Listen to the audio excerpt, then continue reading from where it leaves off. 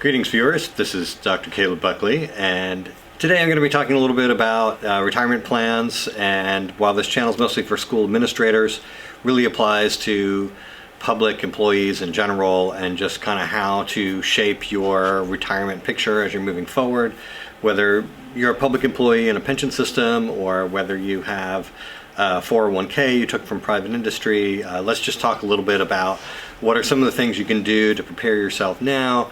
Here we are in 2022, and January was off to a sharp decline in the S&P 500 and kind of really has brought people back down to earth. So let's walk through it, and here are some things to consider when planning your retirement as a school administrator.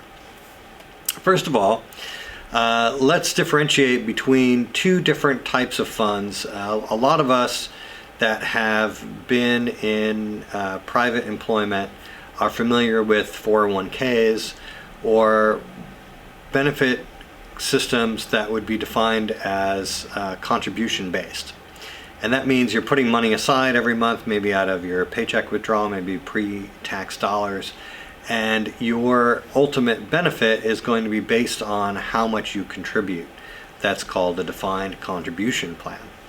Now, many state pensions, and the largest of which, of course, is the California Public Employees Retirement System, CalPERS, but there are others that are defined benefit plans. So that means while money is being taken out of your paycheck, there are other factors that go into your retirement and that create a steady stream of income aside from what you yourself are able to contribute. For example, here's one formula. In California, they use three factors in determining your benefit in retirement. One of them is the age at which you retire, much like Social Security. The older you are, the higher the benefit ratio. Another factor is what your highest level of salary was during your employment. Whether it's your highest 36 months of your whole career or your last 12 months before you retired.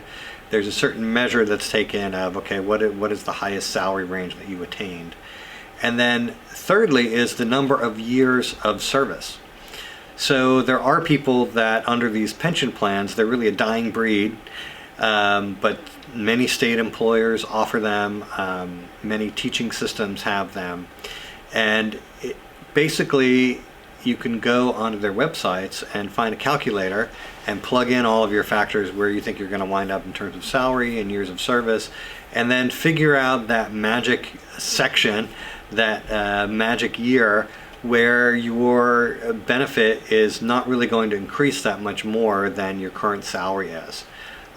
So for example, if you were teaching for 25 years and you were approaching the age of 60 and you had a gross salary over $100,000, your benefit may be very close to what you were earning on the job. So that's one slice of your pie in retirement.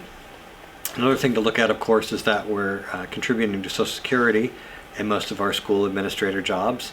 When you sign up to work for your employer, if it's a public employer, make sure you understand whether you're contributing to Social Security or whether you're being waived from Social Security because you're in this defined benefit pension plan. Sometimes you have the option. Now, a lot of these pensions will reduce your benefit slightly if you're also getting Social Security, so you don't get both at their full strength. But if you're planning your overall pie of retirement and you have Social Security as one slice, you've got your defined benefit plan as another slice, there still may be a gap between what you're going to earn and what you're going to have in retirement. So that's why the 403b came along, and a lot of public employers offer a 403b savings account. Now, if you have a defined benefit plan, they probably won't match contributions, but if your salary is low enough to take advantage of tax-free contributions, go ahead and do it. Now, 403bs are notorious for having high fees and lots of plans that take a lot of management. That's one reason why when I look at plans, people that I work with, I always recommend they just pick the target retirement date plan. So for example, Vanguard has a retirement plan. If you were going to retire in the year 2040, you just pick that retirement goal year, and then the mutual fund, which is a very low cost fund, will become more aggressive early on. And as you get closer to retirement and you need those dollars, it's going to shift into bonds and things that are more low risk. This is the same thing you would find in like a 529 plan for college savings, where you pick kind of the target date which your child would be entering college, and then the fund works super aggressively early on, and as you get close to needing those tuition dollars, it shifts over into closer to cash and safer investments. So now here we are in 2022, and after the S&P 500 had a run there of 26%, and I always laugh when I see people on the internet saying, oh, you can average 20% a year on these investments, and of course that's crazy talk. And the S&P is already down about 5% 2022 from the prior year, just fine.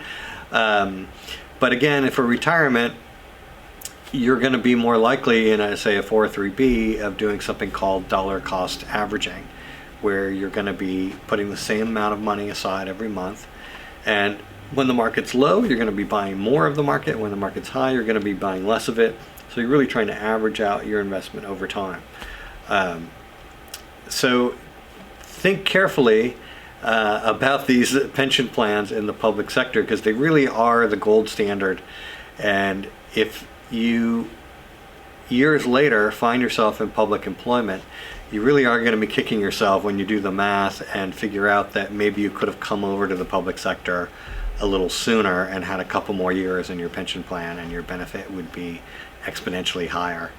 I have other videos that talk about stress management and making sure you're around to live for the long haul for those benefits. Another great thing about defined pension plans is that they often have a death benefit for a spouse.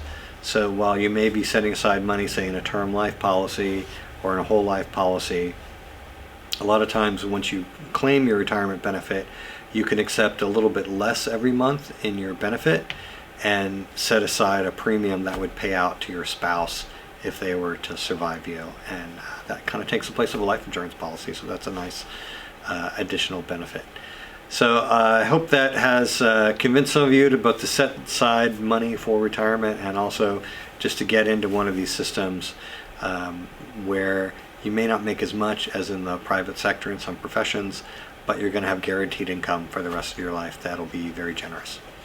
Thanks for watching, and on Supporting School Leaders, I'm Dr. Caleb Buckley. Catch you on the next video.